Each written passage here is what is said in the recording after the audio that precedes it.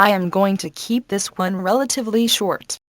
In a nutshell, the Vita version of Mortal Kombat offers everything that was found in the amazing console version from last year and is, unsurprisingly, a solid release for Sony's latest handheld. I could leave it there, but I'll delve a little deeper. Make no mistake, there are corners cut in order to fit this massive game onto a handheld, of which I'll get to in a bit, but they barely distract from the overall package. In fact, there is something to be said for how NetherRealm Studios makes up for the game's minor shortcomings by showering us with new, shiny things for this release. Be it the new Challenge Tower, touch-based finishers, new character skins and all previously released DLC for free. Mortal Kombat Vita might be a port of a nearly year-old game, but it's a damn good port, maybe one of the best in recent memory. If you played MK on the console last year, then you know what you're getting with this version.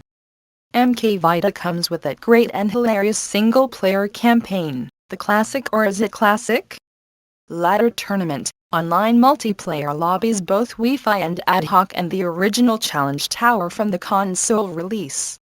Having played the original console version at length, all of this content is fantastic, so I am not going to spend more time going over it.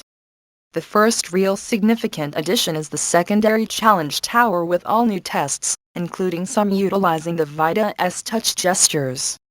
You might be yelling from the mountaintops at the gods above for forsaking you with force gimmicks, but let me stop you there. The touch-based mini-games that pay homage to titles like Fruit Ninja, for example, work because of how absurd they are.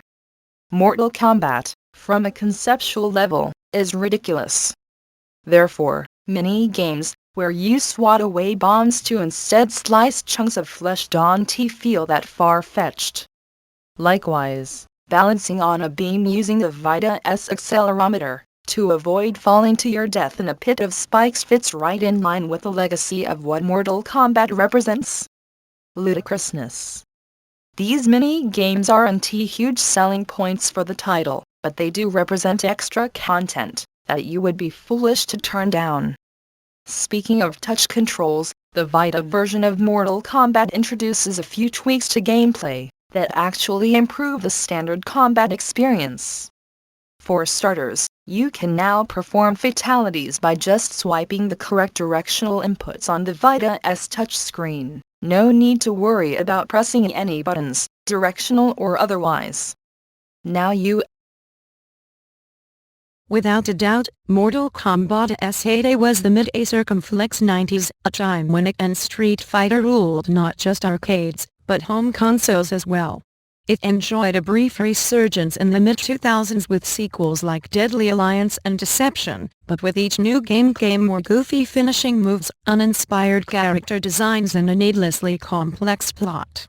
These were followed by MK vs. DC Universe, which neutered the violence and gruesome finishing moves that made the series a success in the first place. With so many missteps since the last major hit, what could the franchise do to regain its former glory? Ignore all the mediocre stuff and take things back to the original 3 games that started it all. For the most part, this new MK sticks to the characters and tone of the first few games, meaning tons of vicious, mean-spirited attacks with just a hint of humor, groin punches and hilariously excessive fatalities are in, farting attacks and tacked-on kart racer minigames are out. Even the roster preys upon the world's fondness for MK1-3. Pulling just about every single character from those early days into one game. Ida's clear developer NetherRealm's goal was to tug at our misty-eyed recollections of the past, and on that front it totally succeeded. Beyond the superficial pandering lies a commendably fun scrapper that mixes successful elements of the first 3 games. Combat falls somewhere in between MK2 and MK3. With emphasis on chaining normal moves into specials, stringing combos together is slightly more free-form than MK3. A Circumflex's infamous A Circumflex style a combo system that only allowed combos with preset button combinations, but Ida's also not as open to experimentation as say Street Fighter IV. Speaking of S5, new MK freely cribs from not just Capcom's workhorse, but also, of all things, Raria's Killer Instinct. Along the bottom of the screen is a meter that fills up as you deal and receive damage.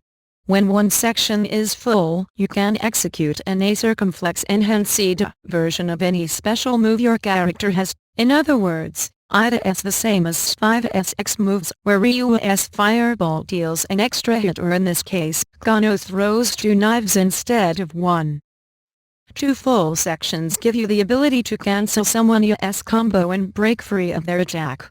Both enhanced attacks and combo breakers have tactical applications that can increase damage or set up more elaborate moves, so they are far from copycat afterthoughts.